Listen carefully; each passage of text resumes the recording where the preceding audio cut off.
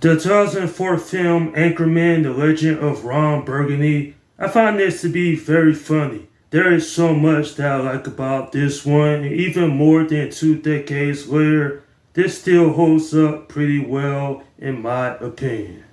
I've always enjoyed this one, and considering that the director is Al McKay, who will go on to direct other well-known Will Ferrell movies, this is such a good time. Sure, it's not perfect, but it certainly gets a lot of things right that I really do appreciate. So the story is about an anchorman named Ron Burgundy. He's well respected by his friends. They're number one in the San Diego news. But when a woman named Veronica Cornerstone shows up and ends up being co-anchor, then Ron begins a rivalry against her. Yeah, a lot of people would consider this to be a cult classic. It's one of the best comedies from the 2000s. And while it may have a few issues here and there, overall, I like what is brought to the table here. This one definitely has a lot of rewatchability with it. It is so hysterical. Like, this is one of those films you can watch on a typical day and just have a fun time with it. Even all these years later, this is quite memorable. And honestly, I don't find this to be a bore fest either.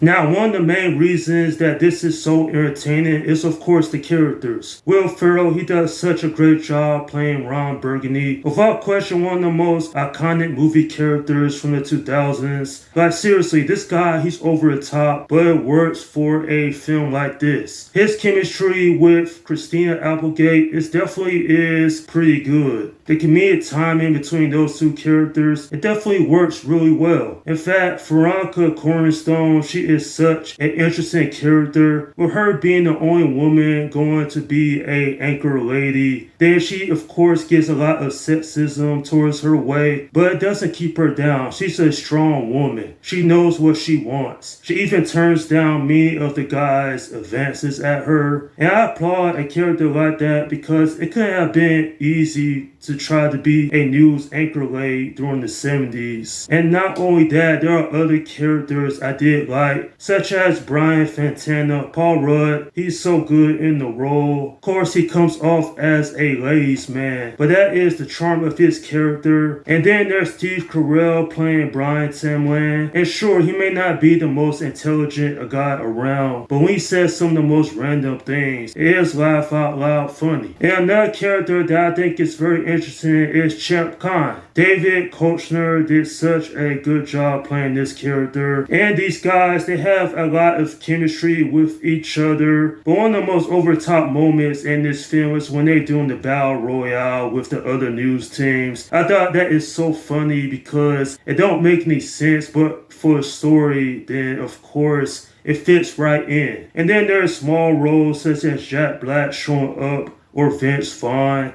or even Luke Wilson. At the end of the day, this movie, it has a lot of good things going for it. Even all of these years later, it is still such an enjoyable comedy from beginning to end.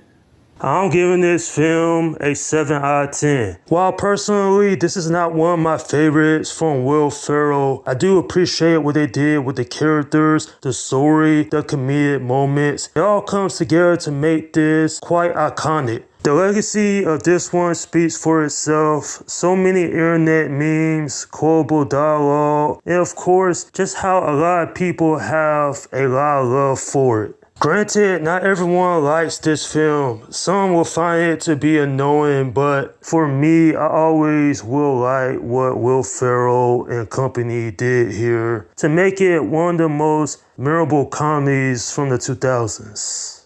And that's my review of Anchorman, The Legend of Ron Burgundy. Alright, leave your comments down below in the section and let me know what you think about this movie. Okay, this is Slim Guy 172 saying peace out.